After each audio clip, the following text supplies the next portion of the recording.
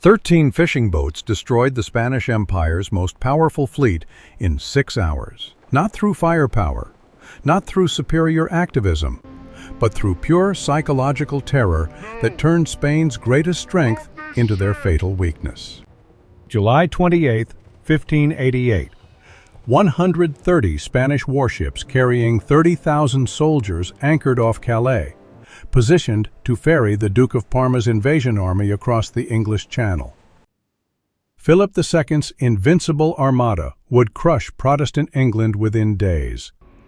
Queen Elizabeth's outnumbered fleet of 60 ships had already spent their ammunition in week-long skirmishes and faced annihilation at dawn. English commander Lord Howard and Francis Drake had no cannonballs left, no way to board the larger Spanish galleons, and no reinforcements coming. The Armada would land 50,000 troops on English soil by sunrise, unless something impossible happened in the next 6 hours. Here's the thing. The Spanish had done everything right.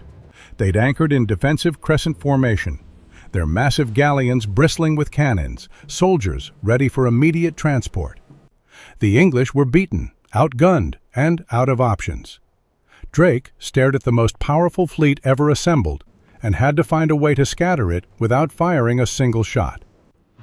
The Spanish captains felt invincible, protected by their tight formation and superior firepower.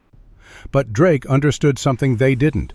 Their greatest strength was also their greatest vulnerability. At midnight, Drake weaponized England's most worthless ships. He loaded 13 decrepit fishing vessels with pitch, gunpowder, and anything flammable, set them ablaze, and released them on the tide directly into the tightly packed Spanish anchorage. But here's what no one saw coming. The Spanish captains weren't afraid of fire. They were terrified of something much worse: hellburners. 3 years earlier, Dutch rebels had sent explosive ships against Spanish forces at Antwerp. These hellburners weren't just burning boats. They were floating bombs packed with stones, metal, and gunpowder that killed 800 men in a single blast. When Spanish lookouts saw flames approaching in the darkness, they assumed the worst. Panic spread through the fleet like wildfire. Captains screamed orders to cut anchor cables immediately. Comment below which side you would have chosen, knowing what we know now. The result was catastrophic. By 6 a.m., the Spanish fleet was scattered across 30 miles of open water. Their tight defensive formation shattered, their anchors abandoned on the seabed. They couldn't regroup, couldn't maintain formation, and couldn't land troops. English ships, now resupplied with ammunition, hunted them individually up the North Sea, where Atlantic storms finished what fire started. The numbers tell the story. Spain lost over 60 ships and 10,000 men.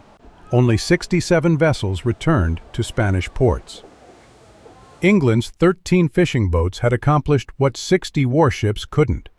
They'd broken the most powerful fleet in the world without killing a single enemy sailor directly. The invasion was over before it began.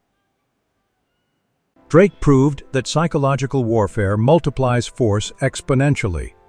Making your enemy fear what you might do is more powerful than what you can actually do.